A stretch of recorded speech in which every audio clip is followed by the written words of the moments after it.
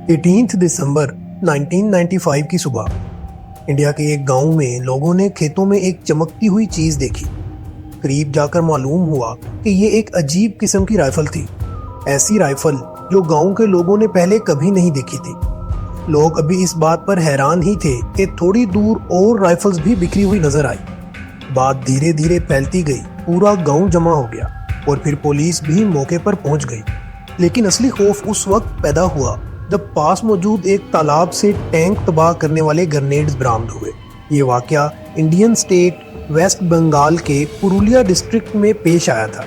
आज भी ये case weapons falling from the sky के नाम से एक जिंदा मिस्ट्री बना हुआ है। दास्तान एक्स की एक और दास्तान में आपका फिर से खुशामदीद। नाजरीन, जब पुलिस ने पूरे इलाके को डिटेल से सर्च किया तो उन्हें ऑलिव ग्रीन रंग के टूटे हुए बक्से भी मिले जो पैराशूट के साथ बंधे हुए थे। टोटल 3 ऐसे बक्से और पैराशूट बरामद हुए, लेकिन एक सवाल हर किसी के जहन में था, ये पैराशूट किसने और क्यों गिराए। बात इतनी बढ़ गई कि आर्मी भी मैदान में आ गई। इतना तो तय था कि अगर बक्से पैराशूट के जरिए गिराए गए हैं तो ये काम किसी एयरक्राफ्ट से ही हुआ होगा। मालूम पड़ा कि उसी रात एक जहाज पुरुलिया डिस्ट्रिक्ट के ऊपर काफ़ी लो फ्लाइंग करता हुआ गुजरा था। क्या ये सब उसी जहाज का काम था? इन बक्सों के अंदर मौजूद सामान ने पूरी इन्वेस्टिगेशन को हिलाकर रख दिया। बक्सों में तकरीबन 300 AK-47 rifles, 25 pistols, 2 snipers, 2 night vision binoculars, 100 से ज़्यादा ग्रेनेड्स और 16,000 से ज़्यादा गोलियां थीं। इन सब का टोटल वजन 4 टन से भी ज़्यादा था। अब मीडिया भी मैदान में आ चुका था। हर चैनल पर सिर्फ एक ही सवाल घूम रहा था, 4 टन के हथियार पुरुलिया पर क्यों गिराए गए। इन्वेस्टिगेशन आगे बढ़ी, पुराने फ्लाइट लॉग्स चेक किए गए तो एक अहम राज सामने आया। एक लैटवियन एयर का एंटोनोव AN-26 प्लेन जो कराची से टेक ऑफ हुआ था, वाराणसी से गुजरता हुआ पुरुलिया के बिल्कुल ऊपर से निकला और फिर कोलकाता के रास्ते इंडियन एयर स्पेस से एग्जिट हो गया। इसके बाद जहाज थाईलैंड के फोकेट में जाकर लैंड कर गया। मगर सवाल अब भी जिंदा था, क्या वाकई ये एयर ड्रॉप इसी जहाज से हुआ? उस वक्त कोई सॉलिड सबूत नहीं था, लेकिन प्लेन ने एक गलती कर दी थी और इसी गलती ने उसे शक के दायरे में ला खड़ा किया। जब प्लेन ने इंडियन एयर स्पेस में आने के लिए परमिशन मांगी तो SOP के मुताबिक पायलट ने डेस्टिनेशन कैम्बोडिया बताई थी, लेकिन असल में जहाज थाईलैंड में लैंड हुआ। 4 दिन बाद 22 दिसंबर 1995 को यही जहाज वापस इंडियन एयर स्पेस में एंटर हुआ। इस बार डेस्टिनेशन लैटविया बताई गई, लेकिन पहले इसे कराची में रीफ्यूलिंग के लिए लैंड करना था। इस दफ़ा इंडियन अथॉरिटीज़ तैयार थे। जैसे ही प्लेन ने इंडियन एयर स्पेस एंटर किया, इंडियन एयर फोर्स के 2 MiG-21 फाइटर जेट्स ने उसे इंटरसेप्ट कर लिया और मुंबई एयरपोर्ट पर लैंड करने का हुक्म दिया। यहीं से कहानी ने एक और खौफनाक मोड़ लिया। मुंबई एयरपोर्ट पर लैंड करने के बाद 45 मिनट्स तक जहाज़ के आसपास ना कोई सिक्योरिटी आई, ना कोई इंटेलिजेंस ऑफिसर। उस वक्त प्लेन के अंदर 8 लोग मौजूद थे और यहीं से इस मिस्ट्री के असली किरदार सामने आते हैं। किम डेवी, जो डेनिश सिटीजन था, पिछले 18 सालों से दुनिया भर में कम्युनिटी प्रोजेक्ट्स पर काम कर रहा था। ग्वाटेमाला, रशिया और हैरत की बात ये कि पुरुलिया में भी एग्रीकल्चर प्रोजेक्ट्स, वही पुरुलिया जहां हथियार गिरे थे। पीटर ब्लीच, एक UK सिटीजन जो ex-SAS कमांडो था, बाद में इंटरनेशनल वेपन्स डीलर बना। बाद के सालों में पता चला ये असल में UK की MI6 का अंडरकवर एजेंट था। दीपक मणिकांत, इंडियन सिंगापुरियन नेशनल और अनंत मार्ग ऑर्गेनाइजेशन का फॉलोअर था। हैरानी की बात यह थी कि जहां एयर ड्रॉप हुआ उससे कुछ दूर ही अनंत मार्ग का हेडक्वार्टर था।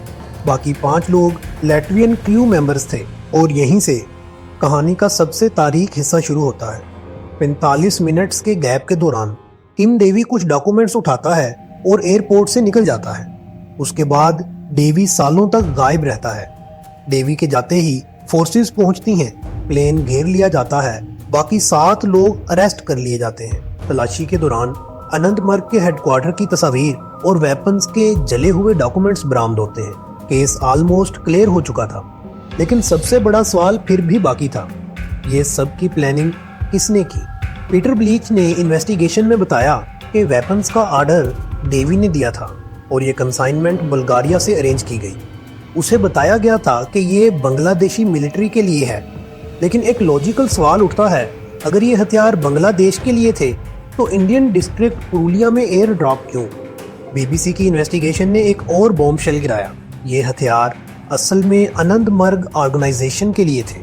देवी बाद में मानता है कि वो अनंतमर्ग के लोगों के लिए ये वेपन्स मंगवा रहा था क्योंकि उन पर वेस्ट बंगाल में जुल्म हो रहा था। कंट्रोवर्सी यहाँ से और बढ़ जाती है। देवी का दावा होता है कि इस पूरे मिशन में इंडियन कांग्रेस के लोग, रा के कुछ ऑफिसर्स, हत्ता के प्राइम मिनिस्टर नरसिम्हा राव ने भी उसकी मदद की। यहाँ तक कि मुंबई एयरपोर्ट से उसका एस्केप भी उन्हीं के कहने पर करवाया गया।